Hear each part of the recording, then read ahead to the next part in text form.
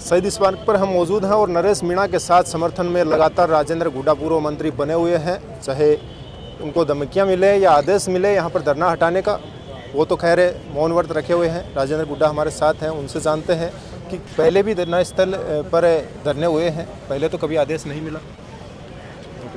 देखिए, ये सही बात है, पहले कभी शहीद स्मारक पर किसी भी नेता के लिए कभी ताले नहीं लगे। नरेश के लिए शहीद स्मारक का इस स्थान के ऊपर भी ताले लगा दिए गए थे। और ये भी सच बात है कि हम किसी ने 4 महीने के धरने भी चले लगातार, लेकिन उनको भी कभी नोटिस नहीं दिए। और अब नरेश मीणा के साथ ये हो रहा है। ये भी सही बात है कि झालावाड़ में जब आदिवासी समाज के गरीब तबके के सरकारी स्कूल में दब के 7 बच्चे जब जिनकी मौत हो गई थी, वहाँ और जाने वाले किसी को जेल में नहीं डाला, और किसी को नरेश मीणा को जेल में डाला। और नरेश मीणा के साथ जिस तरीके से हो रहा है, उनके गांव जब वो चुनाव लड़ रहे थे उस टाइम में आपको बताना चाह रहा हूँ, उसके साथियों के पांव तोड़े गए थे, हाथ तोड़ दिए गए थे। और जिस तरीके से अंग्रेजों ने जो अत्याचार क्रांतिकारी हिंदुस्तानियों पर नहीं किया, उससे ज्यादा बर्बरता से यहाँ महिलाओं के साथ, बच्चों के साथ और नौजवानों के साथ, बुजुर्गों के साथ जो हुआ वो शर्मसार था। देखिए, पूर्व मुख्यमंत्री वसुंधरा राजे तो खैर इस इलाके से आती हैं। क्या भजनलाल शर्मा को डर है कि नरेश मीणा कहीं उग्र आंदोलन ना कर दें, इसकी वजह से वो नोटिस थमा रहे हैं? अब इसके बारे में तो ये सरकार का प्रवक्ता को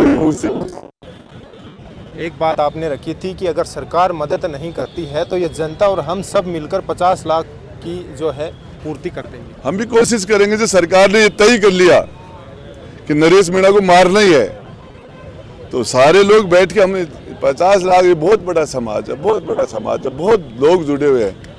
तो मैं सोचता हूँ 1-1 रुपया देंगे तो भी 50 लाख इकट्ठे हो जाएंगे। शेखावाटी में भी काफ़ी आंदोलन किए हैं आपने, बार बार बोला है कि शेखावाटी में अगर ऐसी घटना हो जाती 5 लाख रुपए करंट से मरने वाले को मिल जाते हैं। यहाँ पर इतने दिन हो गए, क्या उतना पिछड़ा इलाका है वो झालावाड़? अब ये वसुंधरा जी से पूछो, दिख ही रहा है कितना पिछड़ा हुआ है। क्या है ये स्थिति क्या है? उनके पास घर ही नहीं है और आप मापदंड कहते हो कि हमने ये दे दिया वो दे दिया। आपने तो 1 करोड़ रुपए भी दिए हैं, प्लेन में 50 लाख रुपए, 2 नौकरी भी दी है।